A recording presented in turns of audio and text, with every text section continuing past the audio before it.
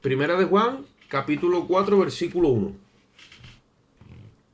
Y vamos a leer el capítulo 4 entero a la gloria de Dios. Padre, Hijo y Espíritu Santo. Dice así: Amados, no creáis a todo espíritu, sino probad los espíritus si son de Dios, porque muchos falsos profetas han salido por el mundo. En esto conoced el Espíritu de Dios. Todo espíritu que confiesa que Jesucristo ha venido en carne es de Dios. Y todo espíritu que no confiesa que Jesucristo ha venido en carne no es de Dios. Este es el espíritu del anticristo, el cual vosotros habéis oído que viene, y ahora ya está en el mundo. Hijitos, vosotros sois de Dios y lo habéis vencido, porque mayor es el que está en vosotros que el que está en el mundo. Ellos son del mundo. Por eso hablan del mundo y el mundo los oye. Nosotros somos de Dios. El que conoce a Dios nos oye. El que no es de Dios no nos oye. En esto conocemos el espíritu de verdad y el espíritu de error. Amados, amémonos unos a otros porque el amor es de Dios. Todo aquel que ama es nacido de Dios y conoce a Dios. El que no ama no ha conocido a Dios porque Dios es amor.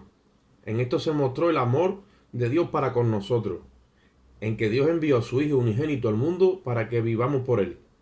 En esto consiste el amor, no en que nosotros hayamos amado a Dios, sino en que Él nos amó a nosotros y envió a su Hijo en propiciación por nuestros pecados.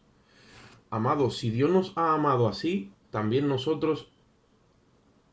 debemos también nosotros amarnos unos a otros. Nadie ha visto jamás a Dios. Si nos amamos unos a otros, Dios permanece en nosotros y su amor se ha perfeccionado en nosotros.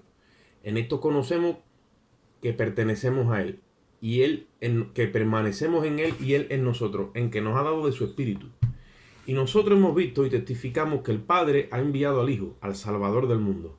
Todo aquel que confiese que Jesús es el Hijo de Dios, Dios permanece en Él y Él en Dios. Y nosotros hemos conocido y creído el amor que Dios tiene para con nosotros. Dios es amor, y el que permanece en amor, permanece en Dios, y Dios en él. En esto se ha perfeccionado el amor en nosotros, para que tengamos confianza en el día del juicio, pues como Él es, así somos nosotros en este mundo. En el amor no hay temor, sino que el perfecto amor echa fuera el temor, porque el temor lleva en sí castigo, de donde el que teme no ha sido perfeccionado en el amor. Nosotros le amamos a Él, porque Él nos amó primero. Si alguno dice yo amo a Dios y aborrece a su hermano, el tal es mentiroso. Pues el que no ama a su hermano a quien ha visto, ¿cómo puede amar a Dios a quien no ha visto? Y nosotros tenemos este mandamiento de Él: el que ama a Dios, ame también a su hermano. Bendita es su palabra. Vamos a hacer una pequeña oración. Padre, te damos gracias en este momento y te rogamos que tu Espíritu Santo nos asista en esta tarde, llevándonos a toda verdad, Dios mío. Necesitamos escudriñar tu voluntad por tu Espíritu. Abre nuestro entendimiento con la luz de tu palabra y alúmbranos, Dios.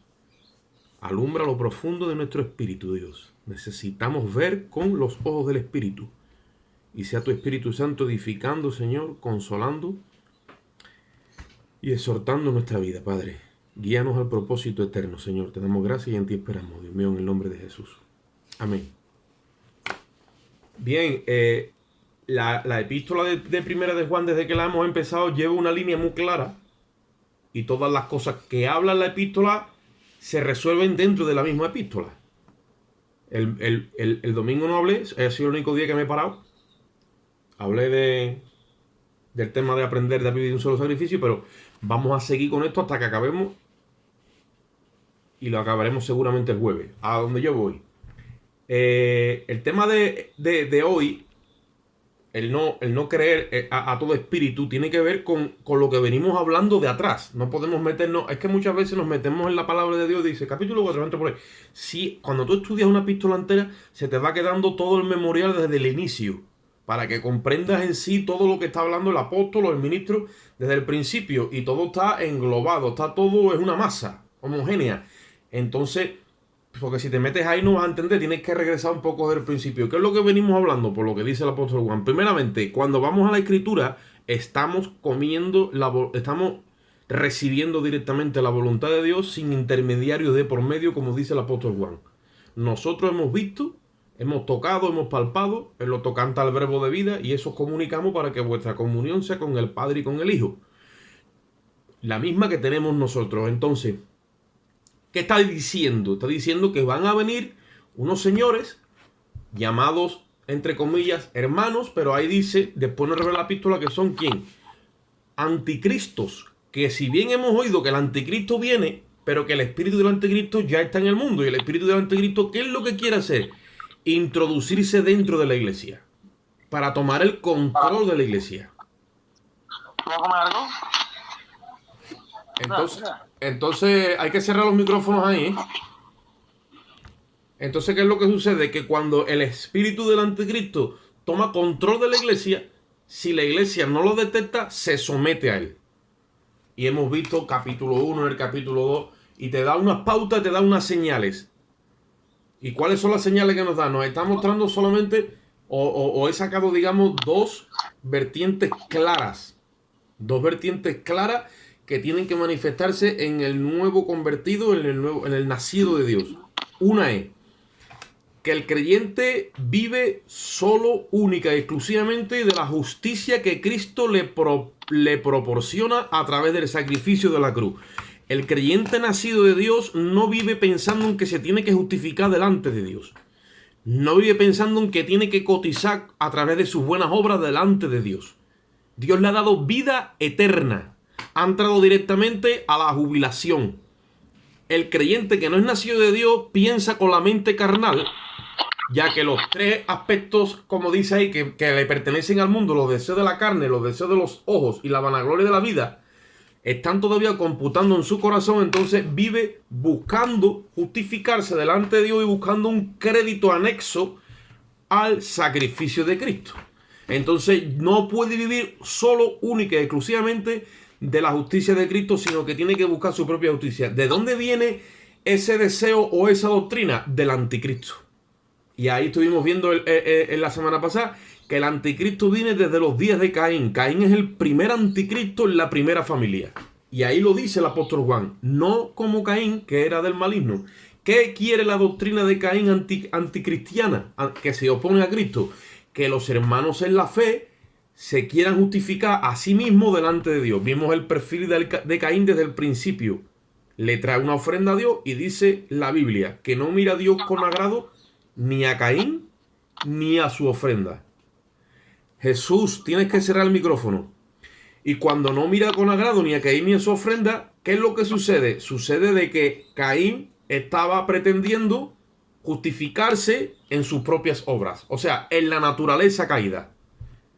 Cuando nosotros en nuestra naturaleza caída pretendemos agradar a Dios, no estamos haciendo otra cosa que usurpando el sacrificio del Calvario, insultando lo que Cristo hizo en la cruz.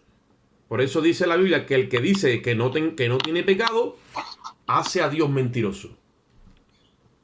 Entonces, nosotros tenemos que velar todo eso dentro de la congregación y en nuestros propios corazones. Porque si no, entonces se nos mete aquí en el espíritu del anticristo en la congregación o en nuestros corazones. Por eso es que Juan todo el tiempo está dándonos códigos o pautas para que podamos, de alguna forma, para que podamos,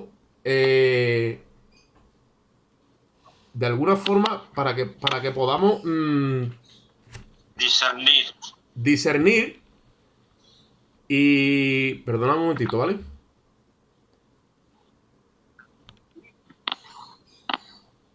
Perdona.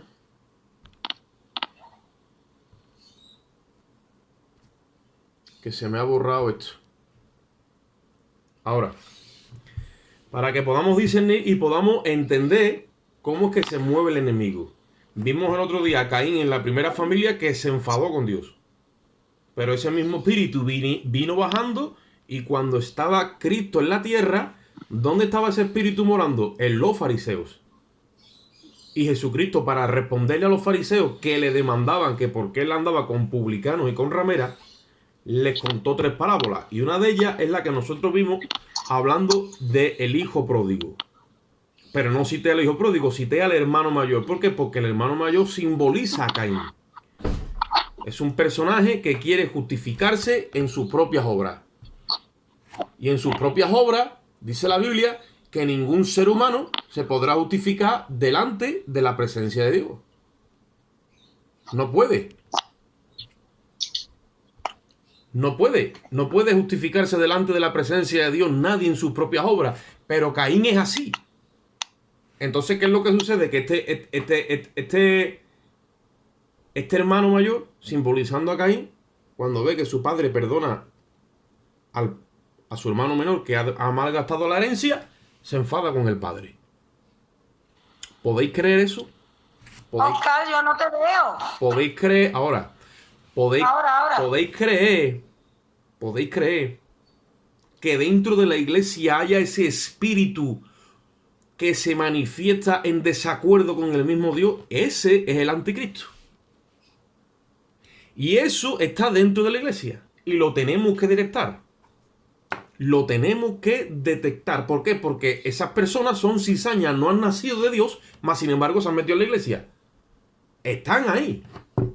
Y de ellos salieron ya muchas sectas, como hemos hablado de los testigos de Jehová, hemos hablado de los mormones, hemos hablado de los musulmanes, hemos hablado de todo eso. Son anticristos, pero el problema que a nosotros nos concierne más directo es lo que se levanta dentro de la iglesia. Entonces, vamos a la escritura donde hemos leído, dice, no creáis a todo espíritu, sino probad los espíritus.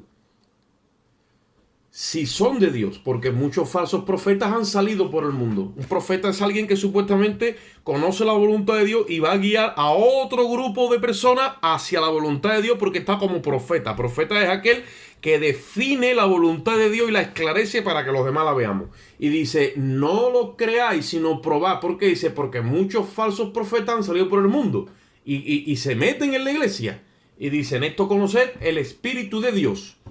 Todo espíritu que confiesa que Jesucristo ha venido en carne es de Dios. Y todo espíritu que no confiesa que Jesucristo no ha venido en carne no es de Dios. Vamos a ver. Es muy fácil decir, Jesucristo ha venido en carne. Ya está. Jesucristo no ha venido en carne. Ya está. Si se te presenta un demonio, solo tienes que preguntar si te presenta un ser angelical, alguien. Pero estamos hablando de personas de carne y hueso para detectar el espíritu y probarlo. Jesucristo ha venido en carne. ¿A qué se está refiriendo cuando dice Jesucristo ha venido en carne? Es que Dios se ha manifestado literalmente en carne, tal y como nosotros los humanos somos en carne caída, o sea, en naturaleza pecaminosa, y ha pagado por nosotros la cruz del Calvario. Mira, los testigos de Jehová es una religión que dice que es Dios, que Jesucristo no es Dios manifestado en carne. Ya lo tienes ahí. Un signo claro. ¿Para qué? Para detectar que es anticristo. Y los testigos de Jehová dicen que ellos son el profeta de Dios en la tierra. Ahí lo tiene. Una organización con varios millones de seguidores en el mundo entero. ¿Vale? Pero ellos han separado lo que es la iglesia. Y los musulmanes dicen que Jesucristo era un profeta y que no murió en la cruz. Vale. Los mormones, bueno, esa gente ni te cuento. Ya eso ya es demasiado. Y dentro de la iglesia del Señor, que es donde yo me quiero definir y quiero que nosotros lo veamos. Porque directamente no puede decir un pastor, un ministro, un hermano. No, Jesucristo vino en carne. Claro que lo decimos. Ahora, ¿qué significa decir indirectamente que Jesucristo no ha venido en carne? Significa decir que Jesucristo, cuando ha muerto en la cruz del Calvario, con mi naturaleza, no ha pagado por todos mis pecados, porque dice la Biblia que Jesucristo, con una sola ofrenda, ha hecho perfecto para siempre a los santificados. Y Jesucristo, cuando murió en la cruz del Calvario, clavó el acta de decreto que nos era contraria y quitó literalmente el pecado de la vista de Dios. Amén. Porque en la antigüedad los sacrificios de animales cubrían el pecado. Era una cubierta, una expiación. Eso viene de... Amén. Eso viene del hebreo kafar. Pero cuando Juan el Bautista le señaló, no dijo, he ahí el que va a cubrir los pecados. Dijo ahí, el Cordero de Dios que quita el pecado del mundo. Amén. Cuando un ministro, un pastor, un profeta, un apóstol, el que sea, te dice a ti o te hace entender con su prédica que Jesucristo no ha perdonado todos tus pecados, sino que Jesucristo ha dado su vida por ti, pero que tú ahora con tu obediencia tienes que demostrar, o que tú ahora con tu cumplimiento de unos requisitos tienes que demostrar lo que Cristo ha hecho. Eso es del anticristo. Eso es negar que Jesucristo ha pagado en carne por la deuda de mi alma que yo tenía para con Dios. Jesucristo con una sola ofrenda a mí y a ti también, te ha liberado por siempre y para siempre de estar endeudado para con Dios. Se acabó. Amén. Eso significa decir Jesucristo ha venido en carne. Se ha manifestado en carne, en semejanza de carne. Dios ha puesto mis pecados en él, con todo el dolor del corazón de Dios, y con el mío cuando me entero, porque yo era un ignorante cuando esto pasó, pero con todo eso jurídicamente ha resuelto el problema del pecado delante de la audiencia celestial a nivel jurídico. Desaparecieron mis pecados para siempre de la mente de Dios. Eso es lo que significa decir Jesucristo ha venido en carne. ¿Por qué? Porque en carne le ha pagado a Dios toda mi deuda, no parte de mi deuda. Y esta gente empieza... Amén. No, que esto, no, que lo otro. Bueno, sí, pero para allá, para acá. Eso se llama incredulidad. Eso se llama anticristo. Eso se llama que yo ahora le tengo que añadir un montón de cosas de mi conducta, de mi vida, a lo que Cristo ha hecho. Eso se llama usurpar el sacrificio de la cruz. El sacrificio de la cruz no admite más cláusulas, por más santo que yo me quiera poner a los ojos de Dios, porque es perfecto y está acabado. Está terminado. La muerte de Cristo ha saciado completamente el deseo de justicia de Dios. Amén. Amén. Amén. Cuando la iglesia se vaya de esta tierra, porque la iglesia se va de esta tierra, es porque se va a derramar la ira de Dios a través de 7 copas. Estoy colocando un ejemplo. ¿Vale? Se va a derramar la ira de Dios a través de 7 copas para este mundo. ¿Por qué? Por causa del pecado. Dios va a enjuiciar a la humanidad en su carne, en toda esta tierra, por causa del pecado. Y después, jurídicamente, en la eternidad, todo alma que sale endeudada, el alma que pecare, esta morirá. O sea, eternamente estará sin la presencia de Dios pagando por su pecado. Porque el alma tiene carácter eterno ya que Dios la hizo a su imagen y semejanza. Ahora, ¿por qué la iglesia no va a estar aquí en la gran tribulación? Porque Jesucristo, cuando fue al monte Getsemaní, le dijo al Padre: Padre, si es posible, pasa de mí esta copa, mas no hágase mi voluntad, sino la tuya. Y el Padre derramó en él la copa de la ira, y la ira de Dios cayó sobre el cuerpo de Jesucristo. Y el cuerpo de Jesucristo ha sido la tapadera, la propiciación por nuestros pecados. Cuando nosotros somos escondidos en su cuerpo, o sea, bautizados en su muerte y en su cruz, Él es la propiciación por nuestros pecados que nos libra de la ira de Dios. Amén. Así bendito sea el Señor. Nos libra de la ira venidera. La propiciación significa que el cuerpo ha amortiguado la ira de Dios sobre mi vida. El término propiciación viene de la tapadera que llevaba el arca en la antigüedad, el arca que Noé hizo hacer y que la tenía en el lugar santísimo. La tapadera que cubría el arca se llamaba el propiciatorio. Por eso dice que Cristo nos ha sido propiciación. Él ha sido propicio para nuestros pecados. Él los ha amortiguado con su carne y con su sangre. Él ha aceptado de buena voluntad, tomar la copa de la ira de Dios. Entonces, eso significa confesar que Jesucristo ha venido en carne. ¿Por qué? Porque mis pecados merecían la ira de Dios. Jurídicamente hablando. Cuando yo confieso que Jesucristo ha venido en carne, lo tengo que decir a boca llena con todas las consecuencias.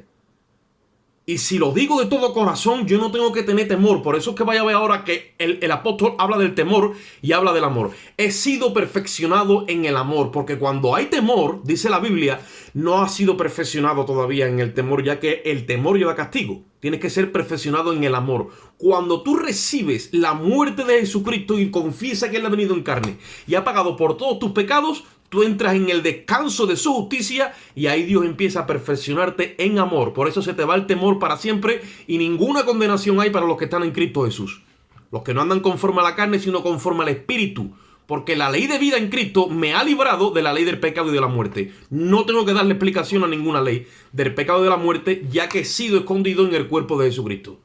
Eso significa decir que Jesucristo ha venido en carne. Eso. Y los que hoy día no quieren reconocer esa verdad son anticristos.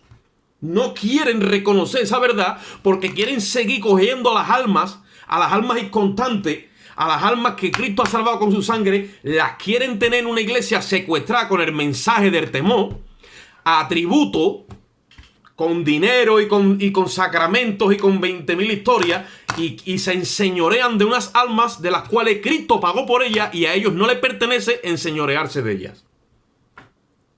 Y estos falsos profetas son gente que tienen hambre y sed de señorío, hambre y sed de ser alguien. Por eso dice ahí, no como Caín, que era del maligno. Porque Caín quería que Dios lo aceptara en sus propias obras y en su propia justicia. Y esa doctrina de Caín ha seguido metiéndose en la iglesia por los años y todavía la tenemos metida a través de los círculos legalistas, ya sean pentecostales, bautistas, presbiterianos, de la denominación que sea. El legalismo es un veneno que mata la vida eterna de Dios y induce al odio, induce a la división, induce a la rebelión contra Dios. Porque el anticristo es un rebelde, es un se opone a Dios. De ahí viene el término diabolos en el griego, el oponente de Dios. Y esa gente hay que probarlos. Por eso hay que decirle, ¿tú crees que la muerte de Jesucristo perdona todos tus pecados y que los pecados tuyos han sido quitados de la vista de Dios y de la memoria de Dios y Dios ya no puede acusarte a ti de ningún otro? Hay que meterle. Y si dice, lo creo, entonces tú eres de Dios, tú has nacido de Dios. Eres nacido de Dios. Ahora, no, yo no creo eso. Yo creo que hay que hacer esto, hay que hacer lo otro, hay que hacer lo otro. Entonces hay que decirle, tú todavía te tienes que convertir. Tú estás todavía con Caín. Así. Amén. Que quítate ya la chaqueta y la corbata, que te está pareciendo una harta Caín. Así es, hermano. Ahora, ¿qué es lo que pasa? Dice ahí, y todo espíritu que no confiesa que Jesucristo ha venido en carne no es de Dios. Ahora dice, ¿y de quién? Dice, este es del espíritu del anticristo. Ahí lo lleva. El espíritu del anticristo, no te estoy diciendo el anticristo en persona se manifestará en el inicuo, ella va a ser la maldad preñada concentrada en un cuerpo. Pero el espíritu del anticristo, ese viene desde el principio. Y viene como para desestabilizar a la iglesia del Dios viviente que descansa en el sacrificio perfecto, único, irrepetible que hizo Cristo. Sí, señor. De ahí la quiere sacar. Y cuando dice en el versículo 4, hijitos, vosotros sois de Dios y los habéis vencido, porque mayor es el que está en vosotros que el que está en el mundo. En esta epístola, el término el mundo no se está refiriendo a los que están fuera de la iglesia. Los que están fuera de la iglesia son los incrédulos. En esta epístola, cuando habla del mundo, son hermanos, cizaña, gente que está ahí, los anticristos, que como fuente de conexión o como fuente de nutrición, o sea, su nutricionista no es Dios. Su nutricionista es los deseos de la carne, los deseos de los ojos y la vanagloria de la vida. Ahí lo hemos leído en 1 de Juan 2 del 15 al 17. Cuando esas tres fuentes están abiertas, esta gente no se nutre de la justicia de Dios. Ellos quieren ver con los ojos a una iglesia santificada. Ellos tienen deseo en su carne, ¿vale? En su carne religiosa, carnal, pecaminosa, diabólica y terrenal, de ver a una iglesia rendida a sus pies. Y ellos lo que tienen es la vanagloria de la vida de ser alguien dentro de la iglesia. Porque como en la eternidad pasada le dieron una patada en el trasero y lo sacaron del mismo cielo, al lucero de la mañana, anda por aquí engañando a las naciones. Y está engañando a muchos en la iglesia. Por eso esta epístola es, dice el apóstol Juan, hijitos míos, hijitos, os escribo esta cosa, esto para que no os engañen. Que la unción no es de ellos nada más. Ustedes todos tenéis la unción. ¿Por qué? Porque la unción que ustedes habéis recibido es la del santo. Y como Él te enseñó desde el principio permanece en Él. Como Él te enseñó. Como leíamos el otro día. El que dice que Jesús es el Cristo, ¿qué dice? Debe andar como Jesús anduvo. Porque si yo digo que Jesús es el Cristo y ahora ando por ahí, que si vivo mejor me parto, vivo mejor que Jesús en la iglesia, pues entonces claro, Jesús es el Cristo, seguro que Jesús es el Cristo, pero Jesús no. Yo tengo que decir Jesús es el Cristo con mi boca y me tengo que quitar la toalla y le tengo que lavar los pies a los hermanos y tengo que hacer la cabra y tengo que hacer lo que tenga que hacer si Jesús es el Cristo. ¿Por qué? Porque me nutro de la justicia de Dios y amo a los hermanos. Porque si digo que yo estoy en luz y aborrezco a mi hermano, soy un mentiroso. Eso dice la palabra. en tinieblas. Entonces, ¿qué pasa? Después de conducirte toda la epístola en esa línea, otra vez te revoca a que el que diga que eso es el Cristo, que descanse en su justicia. Y que diga, Cristo ha venido en carne y ha pagado todas mis maldades en carne. No le debo nada a Dios. Eso significa, en el término protestante, legalista, pentecostal algunos y otros de otras denominaciones, eso significa decir, Jesucristo ha venido en carne. Ha pagado por todas mis maldades mientras que yo esté en este cuerpo. Porque el bautismo que hemos recibido, acordaros, no quita las inmundicias de la carne, sino que es como una aspiradora que nos induce hacia el deseo de Dios. ¿Por qué? Porque la sangre nos limpia la conciencia y ahora yo actúo con una conciencia limpia. Y es imposible que un hijo de Dios pueda tener la conciencia llena de obras muertas. Porque la Biblia dice que si que la sangre de toros y de machos cabríos no podían limpiar la conciencia. Pero que Jesucristo se ofreció a Dios mediante el Espíritu Eterno con su sangre. Y dice la Biblia que esa sangre limpiará nuestra conciencia de obras muertas para que le sirvamos al Dios vivo. Ahora, si yo como ministro te digo, sí, hermano, Dios ha perdonado tus pecados, pero ¿qué pasa tú las cositas que estás haciendo hoy? No veas, hermanito. A ver si nos dejamos ya de historia, Que yo no te veo, pero Dios te ve. Y empiezo con los tiritos, empiezo con las indirectas, empiezo a condenar, empiezo a criticar, empiezo a murmurar, digo de este, digo del otro, tú te vas cargado a tu casa. ¿Sabes por qué? Porque tú no crees que Jesucristo ha pagado por todos tus pecados, que tú todavía le debes algo a Dios. Eso significa usurpar el sacrificio de la cruz y decir que Cristo lo que ha hecho es parcial. Lo que Cristo ha hecho es total y acabado. Amén. Por eso yo participo de su justicia. Y cuando llega el diablo a mí a pedirme explicaciones de que yo le tengo que dar a Dios explicaciones de esto y de lo otro, le digo, mira, yo no tengo que darle a Dios explicaciones ninguna a Dios de mi alma y menos a ti. Así que dame explicaciones tú a mí. ¿Jesucristo vino en carne o no vino en carne? Sí, Jesucristo vino en carne. Jesucristo ha perdonado todos tus pecados de aquí hasta el final y tú no le tienes que deber nada de Dios. Hombre, pero hay que hacer... Tú todavía te faltan dos afeitados. ¿Y qué es lo que ocurre? Ahí es donde nos damos cuenta que está el anticristo de por medio. Porque como te sometas a este espíritu, que es cainita total, esto te saca hasta los tuétanos. Empiezan con coger, que si la corbata, que si el traje de chaqueta, que si la raya al lado, que si el diezmo, que si la reverencia, que si jajay, jajay. Y cuando te vienes a dar cuenta, eres un esclavo de la religión. Y te roban la libertad. Porque eso es lo que hace el anticristo. Robarle la libertad a los hijos. Eso es lo que quiere hacer con los hijos de Dios. Con los hijos del mundo lo va a hacer de calle. Ahora, la iglesia no va a ser engañada por el personaje del anticristo porque la iglesia no va a estar aquí. Y la iglesia que no va a estar aquí, es aquella que ha discernido en el espíritu al espíritu del anticristo y no se ha sometido a él. Entonces, si no se ha sometido a su espíritu, ¿cómo se va a someter al que engendre el anticristo, que va a ser el hijo de perdición? No puede estar aquí, ya ha sido probada. Ha sido probada y ha aprobado. ¿Por qué? Porque se ha sometido a Cristo. La iglesia de Cristo se somete a su Señor. Por eso estos anticristos empiezan a inducir a los hermanos con indirecta y con comentario y con murmuración y empiezan a crear odio, división, aborrecimiento, repulsa hacia otros hermanos. El que hace eso no es de Dios, es del diablo, es anticristo. Amén. Y dice en el versículo 7, amados, amémonos unos a otros porque el amor es de Dios. Y todo aquel que ama es nacido de Dios. Es que no se puede amar de corazón limpio si uno no nace de Dios. Ahora, si te dejas ensuciar el corazón por el diablo y por todas las triquiñuelas que se mueven en estos ministerios anticristos, llega un momento que el amor que nace de nuestros corazones no es limpio. Por eso Pablo le dice a Timoteo, el propósito de este mandamiento, Timoteo, es el amor nacido de corazón limpio, de fe no fingida y de buena conciencia. Cuando la persona tiene el corazón sucio, finge que tiene fe. Y su conciencia no está bien. Su conciencia no es buena. Se le empieza a cauterizar. Ya no trabaja bien la conciencia. Porque la conciencia, cuando trabaja bien, te dice, tú tienes que amar a tu hermano.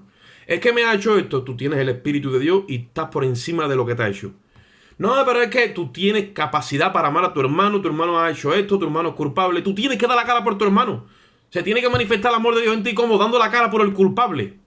No vamos a aplaudir la iniquidad, porque el amor no encubre el pecado, pero lo cubre.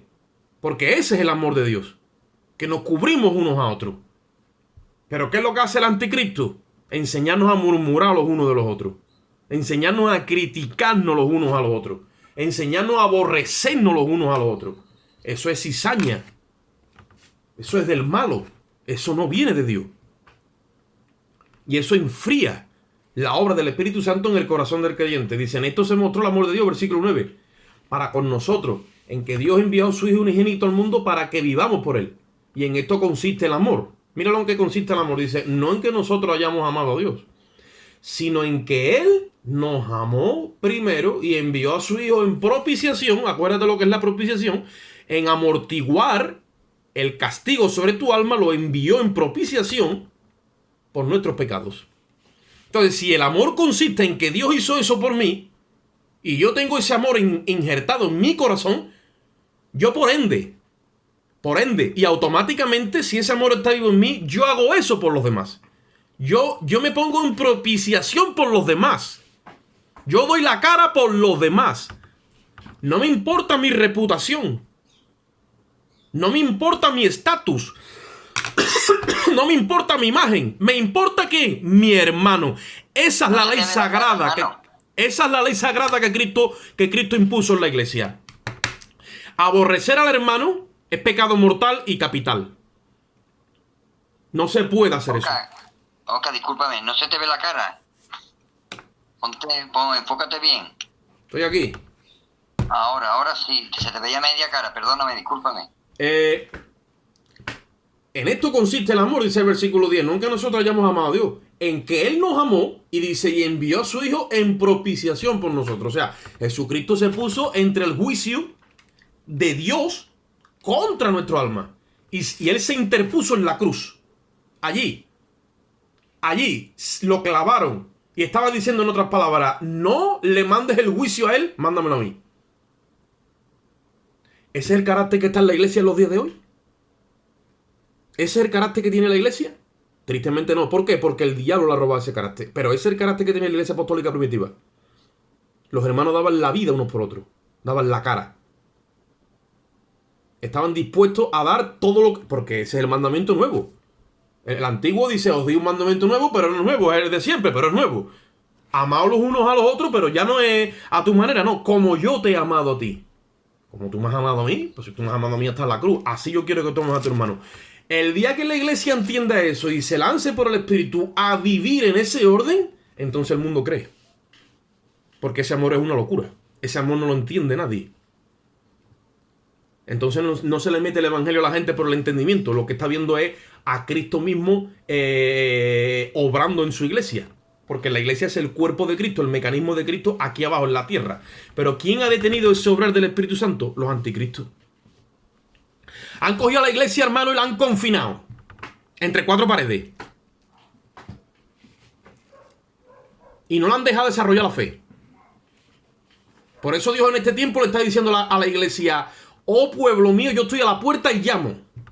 Ya Cristo no está dentro, está fuera. Cristo ahora quiere sacar a la iglesia de los templos, de las organizaciones, de las denominaciones, de las estructuras, de los concilios. ¿Para qué? Para llevarla otra vez a practicar ese primer amor con el que vivió la iglesia de Éfeso, la iglesia de Sardis, la de Esmirna, donde daban la vida los unos por los otros. Y hay que practicarlo fuera, donde la contaminación de los anticristos ya no te agarra. Afuera es donde se practica el amor. Como dice Hebreos, salgamos pues a él a la puerta y llevemos el vituperio. Hará que te digan lo que quieran. No pasa nada. Nosotros hemos creído que Cristo ha venido en carne y ha pagado por todos nuestros pecados. No tenemos que darle explicaciones al diablo ninguna y menos a los anticristos. Pero nos vamos a dedicar a practicar el amor verdadero. Ahí dice eso. Y dice en el versículo 11, amados, si Dios nos ha amado así, debemos también nosotros amarnos así los unos a los otros. Esto no me lo estoy inventando yo, esto es Biblia. Dice, nadie ha visto jamás a Dios. Si nos amamos unos a otros, Dios permanece en nosotros. Y su amor se ha perfeccionado en nosotros. En esto conocemos que permanecemos en Él y Él en nosotros. en que nos ha dado de su espíritu. Todo el mundo puede decir, no, si yo tengo el espíritu, claro que tú tienes el espíritu. Pero ¿se ha perfeccionado el amor de Dios en ti? ¿Conoces tú que Dios está en ti? ¿Cómo? ¿Cómo lo conoces? Cuando tú no puedes dejar de amar a tu hermano. Así es como lo conoces. Cuando venga lo que venga, lo de Dios en ti está vivo. ¿Vale? El corazón no está sucio. Como el corazón esté limpio por la depuradora genuina, el amor no es algo que no podemos detener. No se puede detener. Es un impulso que Dios no puede controlar. Eso se llama amor ágape. El amor ágape hacia los hermanos. O sea, es un amor que la ofensa, las cosas que pasan, no pueden detener ese amor. El amor de Dios trasciende, va más allá. El apóstol Pablo dice, yo oro para que verdaderamente ustedes podáis entender la anchura, la profundidad, el perímetro del amor de Dios, que dice que se excede a todo conocimiento. Cuando conozcamos esto, entonces ya nos despropiamos de nosotros. No nos tienen que expropiar, nos despropiamos nosotros mismos. Ahí queda tu casa, tu coche, tu dinero, tu trabajo, todo al servicio de Dios y de los hermanos, pero de corazón, no porque te lo imponga ningún anticristo. Y entonces eso es verdaderamente la iglesia caminando con el lubricante del espíritu. Una iglesia que ilumina, una iglesia que alumbra, porque tiene la verdad. La iglesia es columna y baluarte de la verdad. No es una denominación la que contiene a Dios. No es una religión. Es la iglesia de Cristo. Pero si se detiene el amor, se detiene la vida. Por eso dicen, esto conocemos, que permanecemos en Él, en que amamos a los hermanos y nos ha dado de su espíritu, dice. Dice, y nosotros hemos visto y testificamos que el Padre ha enviado al Hijo, el Salvador del mundo. Todo aquel que confiese que Jesús es el Hijo de Dios, permanece en Él. Y nosotros hemos conocido y creído que el amor de Dios, el amor que Dios tiene para con nosotros, Dios es amor, y el que permanece en amor, permanece en Dios. No es un amor que nosotros podemos fabricar, hermano. Es lo que estoy diciendo. No es fabricado, no es premeditado, no es... Todo eso es abacartón, todo eso es artificial. El amor cuando nace de un corazón limpio, eso es el mismo sentir que hubo en Cristo. Que te desnudas y haces lo que tenga que hacer por tu hermano. Y no hay quien te detenga.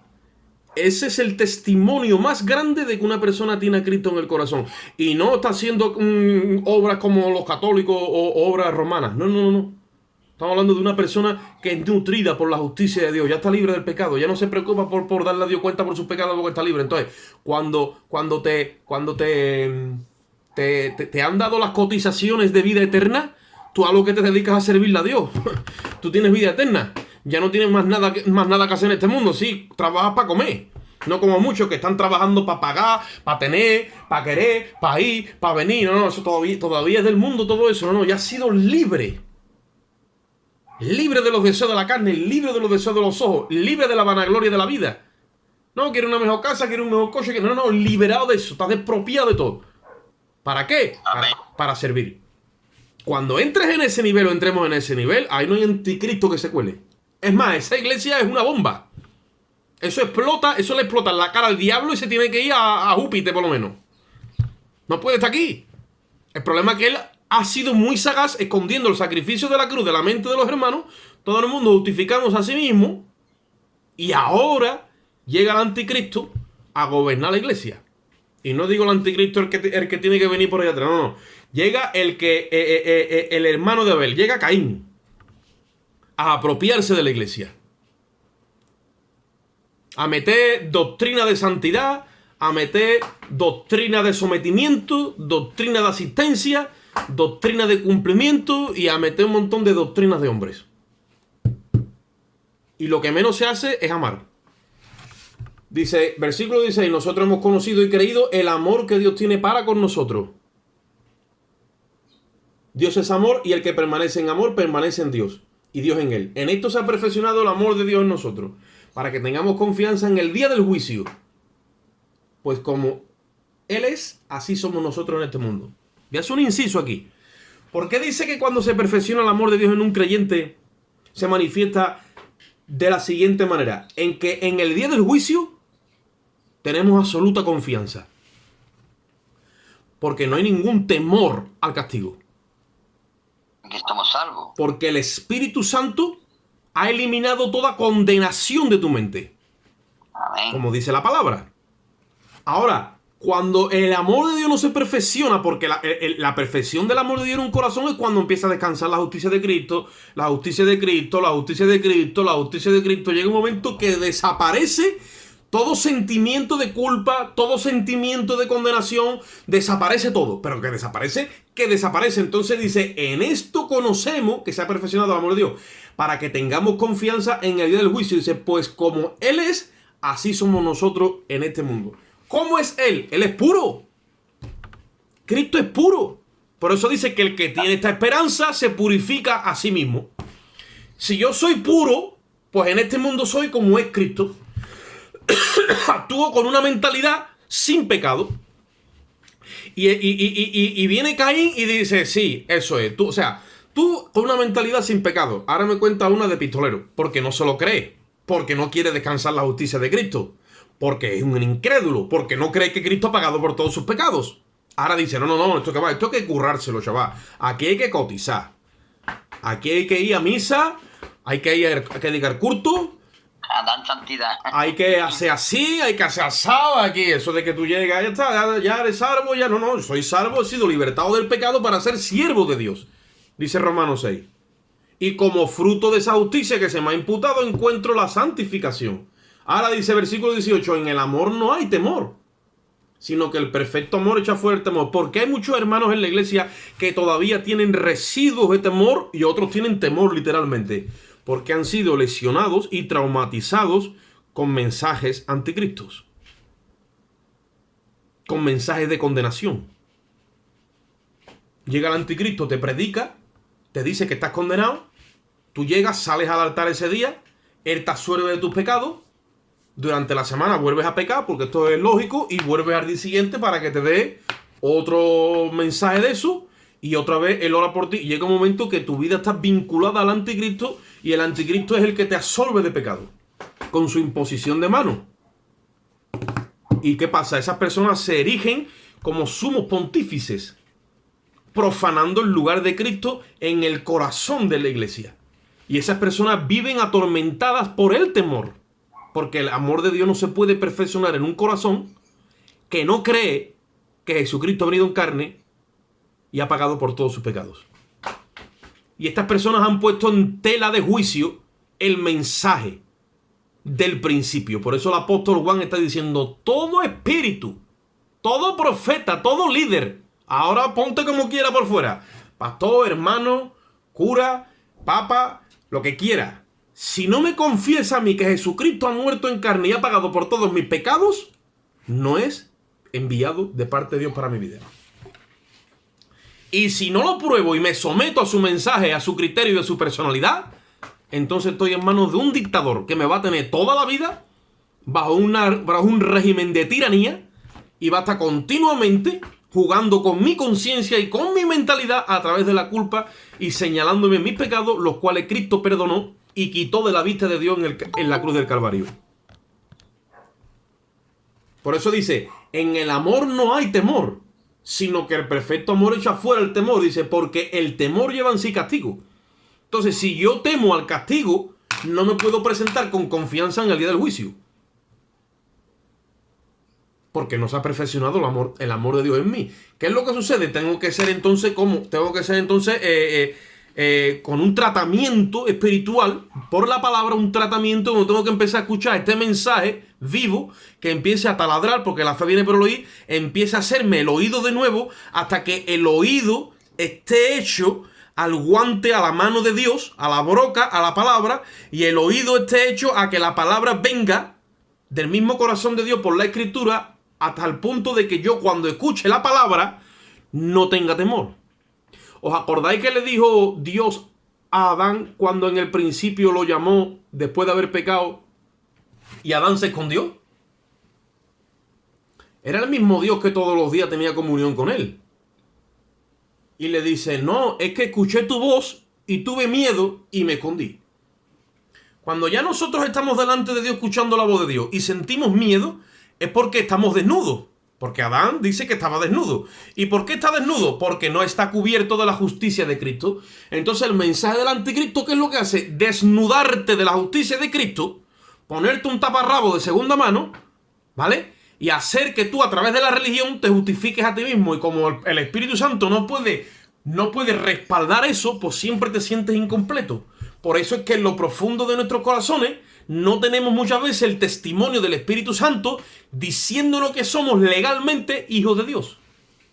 Porque el testimonio no es del Espíritu Santo. Entonces estas personas que no tienen al Espíritu testificándole a Dios con el Espíritu de afiliación, el Abba Padre, Espíritu de adopción, al no tenerlo vivo, ¿qué hacen? Buscan paternidad, buscan cobertura en los anticristos. Y los anticristos le dicen, ay, sí, ven aquí. Tú eres de Dios. Claro, no vas a ser de Dios. Dios te ama. ¿Has cumplido con con toda la normativa que tenemos puesta? Sí, pues entonces Dios te ama. Tú olvídate. Y lo deja esclavo de la religión bajo temor. No se trata de eso, hermano. Hay que sacar a la gente del temor y llevarla al amor. Porque el perfecto amor echa fuera el temor. ¿Y cómo se hace? Con el mensaje de la justicia. No hay otro mensaje. No hay otro mensaje. Hay que llevar a la gente al mensaje de la cruz del Calvario. Dice, si alguno dice yo amo a Dios y aborrece a su hermano, es mentiroso. Y cuando las personas no descansan en la justicia de Cristo y empiezan a ministrar otro mensaje donde no tiene que ver con el de la justicia de Cristo, acaban aborreciendo a los hermanos. El anticristo no quiere que nosotros descansemos en la justicia de Cristo, hermano.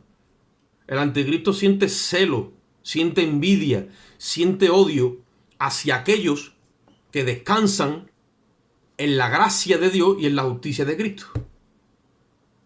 ¿Y qué es lo que hace? De alguna manera desestabiliza escondiendo el mensaje de la cruz. Y cuando ya te esconden el mensaje que tú no puedes descansar la justicia, que no lo tienes claro, entonces de ahí para adelante ya eres un juguete en sus manos y eres un esclavo. El problema es que eres un esclavo en la religión. ¿Quién eran esa gente? Eran los fariseos. Jesucristo le dijo lo siguiente, ya con esto acabo. Le dijo a los fariseos, los que decían que eran sus hermanos, pero Jesucristo le dijo claramente que ellos eran del diablo. No podían ser hermanos de él. Pero mira, ustedes, le dijo, recorréis mar y tierra para hacer un prosélito al judaísmo. Porque ellos no convertían a la gente a Dios, las convertían a la Torá de Moisés, a través del judaísmo. Dice, cuando ya lo tenéis, dice, lo hacéis 2 veces más hijos del infierno. O sea, estaban perdidos en sus delitos y pecados y ya están condenados por ende. Ahora lo traía el judaísmo a vuestra interpretación de la Torá, una mala interpretación malísima, diabólica, satánica, porque lo que queréis es ensoñorearse de las vidas, que ustedes ni con un dedo podéis llevar las cargas que les ponéis a ellos. Cuando los tenéis aquí, dice, lo hacéis 2 veces más hijos del infierno. Dice, si ya antes estaban condenados, ahora, con la interpretación que le habéis metido, con todas las doctrinas de hombre y con todas las cargas que le habéis metido, o sea, como diciendo, esta gente ya no se libran del infierno ni en sueño. Eso es lo que hace la religión. Y eso es lo que hace el anticristo. Meterte detrás de barrotes espirituales, porque el arma más terrible que hay es la religión. Y el diablo lo sabe. Por eso la gente que tiene más poder en este mundo son gente que manipula mentalmente a otros. ¿Y cómo lo hacen? A través, en la iglesia lo hace a través de la doctrina de error. Por eso hemos leído antes que dice, y ya con esto dice, en esto conocemos el espíritu de verdad y el espíritu de error. Hay que conocer el espíritu de la verdad y el espíritu de error. El que haga volver a un hermano del espíritu de error, dice, cubre multitud de pecados. Y el jueves, si Dios lo permite, vamos a acabar hablando del capítulo 5, de cómo la misma epístola se responde a sí misma, cuál es el pecado mortal y capital dentro de la iglesia, donde una persona que está en esa continua actitud no tiene vida permanente, es un homicida como Caín. Donde muchos dicen, bueno, la salvación la pierde. ¿Puede perder una persona la salvación? Eso es una cosa que hay que debatirla mucho. Pero aborrecer al hermano de una forma permanente es pecado capital y mortal dentro de la iglesia. Dios no tolera eso. Así que con eso os dejo. Vamos a hacer una pequeña oración. Padre, te damos gracias por tu infinito amor y tu misericordia. Te ruego que tú incrustes esta palabra en los corazones de los hermanos, que le des vida por tu espíritu y nos abras el entendimiento, Señor, para obedecer a la fe. Te doy gracias y en ti esperamos en el nombre de Jesús. Amén.